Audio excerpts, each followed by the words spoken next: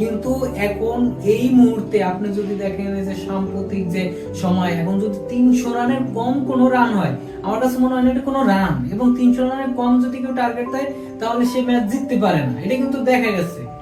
আপনার টি-20 ম্যাচ হয় 220 run, 240 run, 250 run, 260 রানে, যখন আপনার টি-20 ম্যাচ হয়, যখন আপনি ওয়ানডেতে এই রানটা করছেন, অর্থাৎ বলা যায় কি আপনার ক্রিকেট কালচারে, আপনার ক্রিকেটের প্রত্যেকটা স্টেপ বাই স্টেপ আপনার গলদ রয়েছে। অবশ্যই এটা বিশ্বাস করেন অথবা না করেন, আপনার ক্রিকেট প্রত্যেকটা কালচারে, অর্থাৎ আপনার প্রত্যেকটা সেক্টর আপনার এখানে গলদ রয়েছে।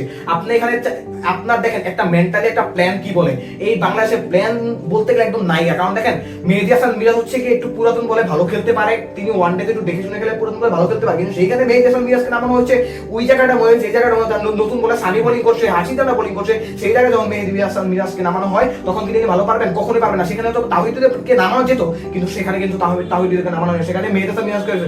আমরা আশা করব যে এইরকম আরো ভালো ভালো সিদ্ধান্ত হবে আমাদের টিম ম্যানেজমেন্ট থেকে, বাংলাদেশ আরো ভালো কিছু করবে, এটা আমাদের আশা থাকবে। এছাড়া তো আমাদের করা কিছু নেই।